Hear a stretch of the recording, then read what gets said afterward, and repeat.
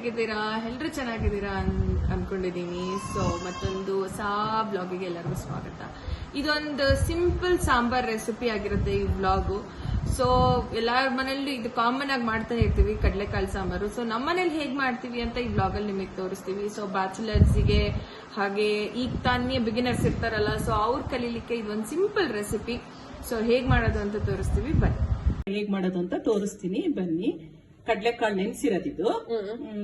ರುಬ್ಬೋದಿಕ್ಕೆ ಮಸಾಲೆ: ತೆಂಗಿನಕಾಯಿ, ಈರುಳ್ಳಿ, ಬೆಳ್ಳುಳ್ಳಿ, ಸ್ವಲ್ಪ ಕೊತ್ತಂಬರಿ ಸೊಪ್ಪು, ಚೂಚು ಸ್ವಲ್ಪ ಚಕ್ಕೆ, ಒಂದು ಏಲಕ್ಕಿ, ಎರಡೆರಡು ಲವಂಗ, ಟೊಮೊಟೊ 3,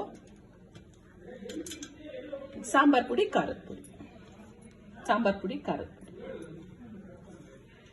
ಇದನ್ನ ರುಬ್ಕೊಳ್ಳೋದು, ಮಸಾಲೆ ಮಾಡ್ಕೊಳ್ಳೋದು.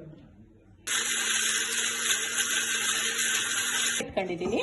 ಆಮೇಲೆ ಸ್ವಲ್ಪ ಎಣ್ಣೆ, ಒಗ್ಗರಣೆಗೆ ಕರಿಬೇವು, ಈರುಳ್ಳಿ, ಆಲೂಗಡ್ಡೆ. ಆಮೇಲೆ ಒಗ್ಗರಣೆಗೆ ಈರುಳ್ಳಿ ಕರಿಬೇವು ಹಾಕ್ತೀನಿ.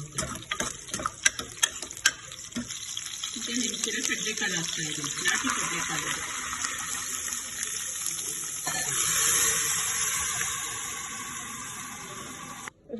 ರುಚಿಗೆ ತಕ್ಕಷ್ಟು ಉಪ್ಪು ಹಾಕ್ತಾ ಇದ್ದೀನಿ.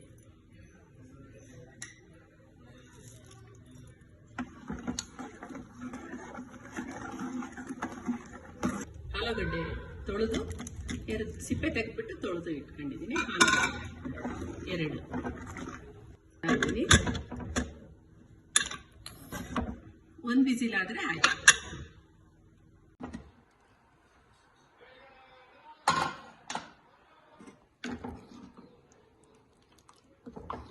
ಕಡಲೆಕಾಳು ಸಾಂಬಾರ್ ರೆಡಿ ಆಗಿದೆ. ಬೇಕಿದ್ರೆ ಹಾಕೋಬಹುದು, ಇಲ್ಲ ಪಾಲಕ್ ಸೊಪ್ಪು ನಾನು ಹಾಕ್ತೀನಿ, ಚೆನ್ನಾಗಿರುತ್ತೆ ಟೇಸ್ಟು ಅಂತ.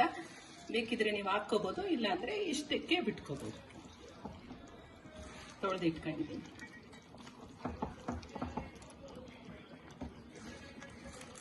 ಐದು ನಿಮಿಷ ಬೇಯಿಸಿದ್ರೆ ಸೊಪ್ಪು ಬೇಗ ಬೆಂದ್ಬಿಡುತ್ತೆ.